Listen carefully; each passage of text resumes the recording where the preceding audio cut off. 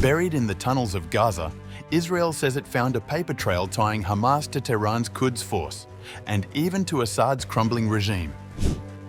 Letters, minutes, money transfers, a whole shadow network laid bare.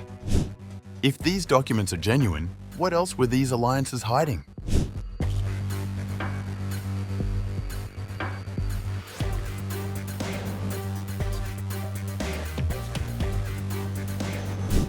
The Israeli military claimed to have found documents in Gaza that show direct links between Hamas, Iran's Revolutionary Guards, and Bashar al-Assad. The papers include correspondence between senior figures across the so-called axis of resistance: Yahya Sinwar, Ismail Haniyeh, Hassan Nasrallah, and Mohammad Saeed Izadi, a commander in the IRGC's Quds Force who was later killed. All feature in the exchanges. Izadi led the Palestinian branch of the Quds Force and was killed in an Israeli strike on Qom in June 2025. According to the Israeli army report, Sinwar called Syria an essential base in a letter and the Assad regime's stay in power essential, writing, "Syria is essential for us as a base of refuge and a space for construction and settlement. Through the Assad regime, we can participate in the Quds-based resistance program." The documents also uncovered minutes of a meeting between Izadi, Hamas, and Hezbollah officials, detailing their plan to resume relations between the groups and the Syrian regime, as well as to reduce public reaction to future cooperation between them. According to these documents, a meeting between Assad and various Palestinian groups was also arranged to divert attention from Hamas. During the meeting, Haniyeh called on Syria to release Palestinian prisoners held by the Assad government, saying that this move would help reduce public protests against the resumption of relations between the regime and Hamas. In a separate letter found by the Israeli military, a cleric close to Hamas leadership criticized the objections of some Arab groups to renewing ties with the Syrian government.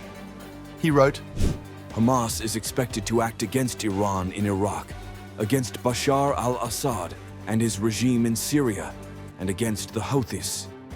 Hamas should not establish any friendly relations or cooperation with these. This is a strategic degeneration that, if accepted, will only lead to the downfall of Hamas."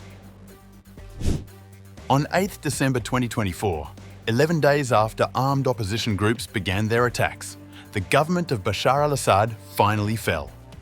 In late June 2025, the Israeli army announced that documents linking Saeed Izadi to the leadership of Hamas military wing had been discovered in the tunnel under the European hospital in Khan Yunis, where Mohammad Sinwar was killed.